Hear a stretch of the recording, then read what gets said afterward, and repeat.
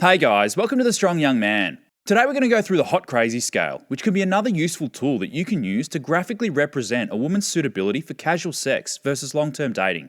The concept correlates to a woman's sexual market value, but this technique should not be a substitution for evaluating a woman's suitability via the masculine versus feminine energy balance. So you have your hot axes and you have your crazy axes, hot being from 0 to 10 and crazy 4 to 10. Every woman is at least a 4 crazy. The hot crazy line runs linearly between these points. Both of these traits are feminine in their energy, and so there is a good correlation between the two.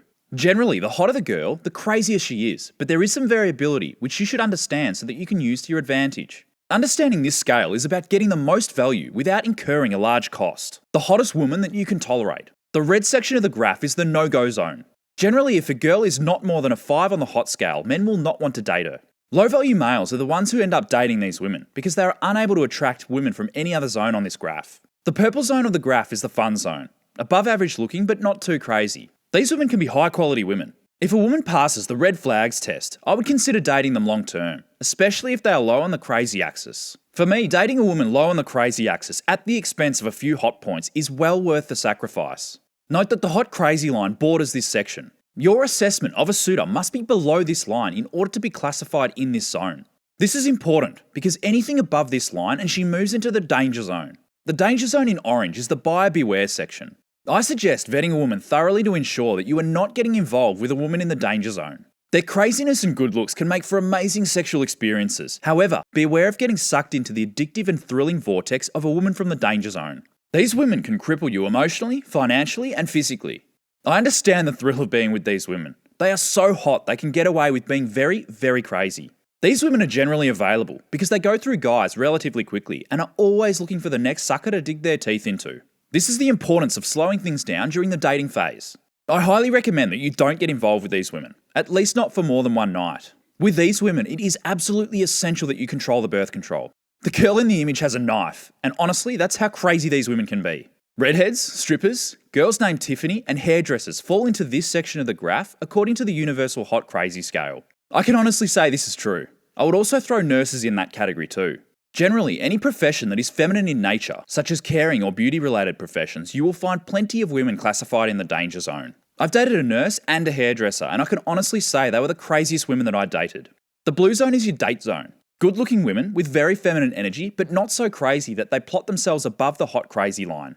If you're a very masculine man, these are your types of women. The relationship and sexual energy will be quite polarizing, which makes for a passion-filled relationship with some emotionally charged fights from time to time.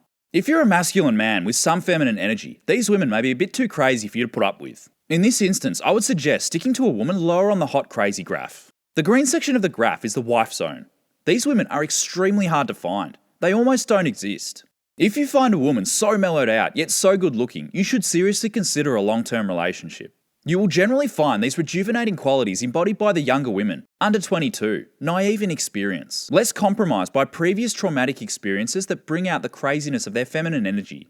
Allowing the femininity of these women to blossom from an early age will see these types of women radiate deep positive feminine qualities as they progress through life. If you find a woman in the wife zone, consider committing to her before she is corrupted by a guy who will only skew her crazy value higher.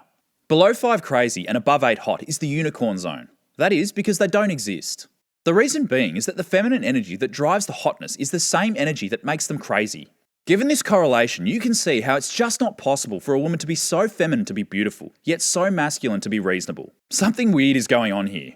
I would suggest that whoever is classified in this section is playing a game with you, is after your money, or is just a transgender woman. This is because it is really a dude disguised as a lady, which the hot crazy scale also identifies as below 4 crazy. To use this scale effectively, you'll need to collate data over time to determine your suitor's true coordinates on the hot crazy scale. Once you've pinned her to a location, then you can determine how crazy your woman can be before she becomes intolerable. An emotionally unstable and slightly crazy woman can become quite crazy rapidly under certain circumstances. Note that a woman's position on the scale is always in flux. It can change daily with moods, but also over time with traumatic experiences. Be wary of this and plan for the future. If you've pinned a woman at 7 hot and 8 crazy on the graph, just in the fun zone, be aware that she's only 1 point away from being in the danger zone by decreasing in hot by 1 unit or increasing in crazy by 1 unit. Be aware of this, as looks decrease over time. If you're evaluating a woman for long-term dating, a better strategy is to give yourself some wriggle room for how her looks will deteriorate as she ages. Ultimately, it's up to you to evaluate. Just make sure that you have sufficient data over time to ensure that you're plotting her in the most appropriate slot. In narrowing down your candidates for long-term dating, you should always start by selecting the hottest woman from the least crazy group of candidates, rather than selecting the least crazy woman from the group of hot candidates. That is to say, prioritise the lowness of the crazy value before you prioritise the highness of the hot value. For short-term dating and amazing sexual experiences, the opposite strategy should be followed. Thanks for watching today's episode. In episode 68, I'll run through how to become a strong man without a strong male role model. Subscribe and click the bell icon to be notified when it drops. Catch you then.